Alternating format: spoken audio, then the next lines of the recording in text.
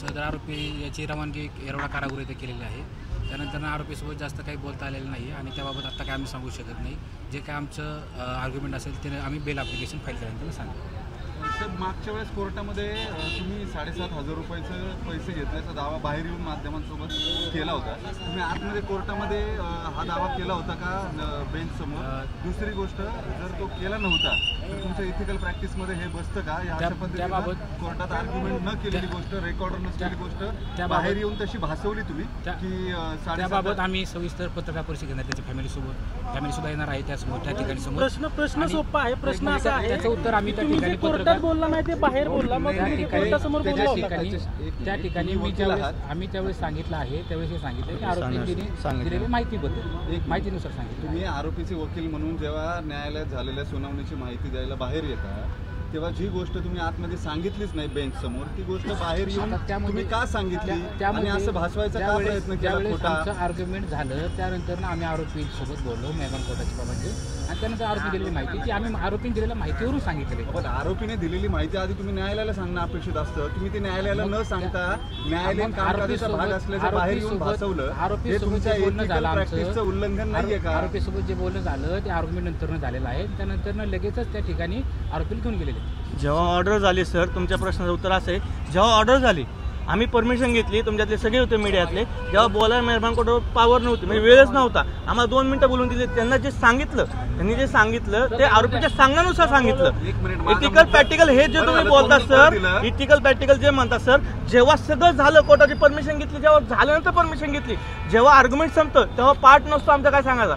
जर झाल्यानंतर माध्यमाने विचारलं की तुमचं बोलणं काय आलं, म्हणून आमच्या सहकार्यांनी जे माध्यमात बोलणं झालं आरोपीचं ते सांगितलं। त्याचं चुकीचं आणि इथिकल प्रॅक्टिस हा चुकीचा प्रश्न आहे सर तुमचा, हे आम्ही प्रतिसाद देऊ आणि व्यवस्थित उत्तर देऊ, तुमचं व्यवस्थित उत्तर देऊ सर आम्ही। अजिबात तुम्ही कोर्टामध्ये आम्ही सगळे त्या आर्ग्युमेंटला उपस्थित होतो, तुम्ही कोर्टामध्ये पैसे घेतल्याचा किंवा दिल्याचा सर मग तो सर तुम्ही कोर्टात होता, मी तुम्हाला एक प्रश्न विचारतो, सगळ्यांना बाहेर निघा हे कोर्ट बोललो होतं हा, एटीएफचा तो प्रश्न होता, त्याच्यानंतर आम्ही परमिशन घेतली, मी स्वतः परमिशन, हे तुम्ही ऐकलं, परमिशन घेतल्यावर 2 मिनिटं तिथं बोलायला झाल्यानंतर डायरेक्ट सगळ्यांना बाहेर काढलं। आम्ही कधी कोर्टाला सांगू, जेव्हा कोर्टाला सही होती रिपोर्ट तुम्ही कोर्टाला सांगितलं, मग आम्ही माध्यमानं आमच्याकडे ते आल्यानंतर आरोपीच्या सांगण्यानुसार सांगितली की माध्यम असं तुम्ही सांगितलं। तुमचं म्हणणं आहे की ही लिगल प्रॅक्टिस आहे, जे नाही असं आमचं लिगल प्रॅक्टिस, आम्ही तुम्हाला सांगतो प्रोसेस घेऊ पूर्ण होऊ द्याल की नाही सर चालू नाही सर, तुमचा प्रश्न होता पण साधा प्रश्न आहे, जी गोष्ट तुम्ही कोर्टामध्ये सांगितली नाही ती गोष्ट तुम्ही कोर्टातून बाहेर येऊन माध्यमांसमोर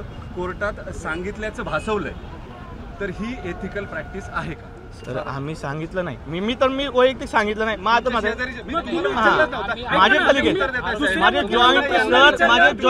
जॉईंट वकील पत्र आहे सर माझं, मी कोर्टामध्ये आर्ग्युमेंट करतो स्वतः। उत्तर मी प्रश्न परत विचारतो मग आपण उत्तर द्या। आता तुम्हाला स्पेसिफिक प्रश्न आहे, तुम्ही पहिल्या दिवशी जेव्हा दत्ता गाडेला न्यायालयात हजर केलं त्या दिवशी तुम्ही आरोपीने आणि पीडित महिलेनं संगनमताने तो इंटरकोर्स केला असं न्यायालयासमोर सांगितल्यानंतर 7,500 रुपयाचा उल्लेख कोर्टात तुम्ही केला नाही, मात्र बाहेर आल्यावर तुम्ही माध्यमांसमोर असं भासवलं की तुम्ही आतमध्ये न्यायालयात आर्ग्युमेंटमध्ये हा मुद्दा बोललात आणि तो मुद्दा आर्ग्युमेंटच्या रेकॉर्डवरती घेण्यात आलाय। वास्तविक असं गोष्ट झालेली नाही, ही गोष्ट एथिकल प्रॅक्टिस आहे का? त्या ठिकाणी आर्ग्युमेंटमध्ये घेतलं असं कधी म्हटलेलं नाही त्याच्यामध्ये। ज्यावेळेस मला मीडियाने प्रश्न विचारला की त्या ठिकाणी आरोपीसोबत काय बोलणं झालं का, आरोपीने दिलेल्या माहितीवरून मी त्या ठिकाणी सांगितलं, आम्ही असं म्हटलेलं नाही की आर्ग्युमेंटमध्ये आम्ही ते घेतलं। बरं, आरोपीने दिलेली माहिती ही न्यायालयाच्या रेकॉर्डवर न आणता माध्यमांसमोर थेट सांगणं हा एथिकल प्रॅक्टिसचा भाग आहे का? त्या ठिकाणी आम्हाला ज्यावेळेस मीडियाने विचारलं त्यावेळेस आम्ही ते सांगितले। सर कुणी काय विचारलं हा मुद्दा नाही, आपण वकील आहात सर, याचं उत्तर आम्ही तुम्हाला विचारला ना प्रश्न, तुम्ही ऐकलं, कोर्टात कोणी बोललं तुम्ही ऐकलं ना, उत्तर दिलं ना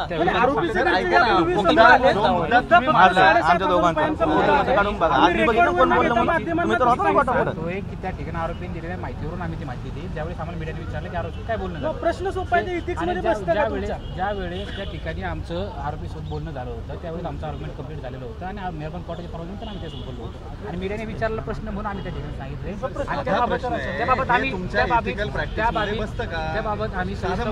त्याबाबत आम्ही पत्रकार परिषदेत त्यानंतर आम्ही सांगतो। आरोपीच्या घरच्यांनाही त्या ठिकाणी बाजू मांडायची आहे. सध्या बरोबर. कारण तुम्ही याच ठिकाणी त्या दिवशी बोलले होते, पत्रकार परिषद सविस्तर तुम्ही असं पळून जाऊन त्या दिवशी एवढे वेळ थांबले, आता वकीलपत्र घेतले तुम्ही तर थांबा ना. अजिबात पळून जाणार नाही.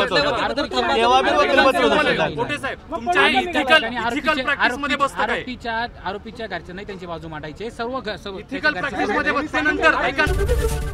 एबीपी माझा, उघडा डोळे बघा नीट.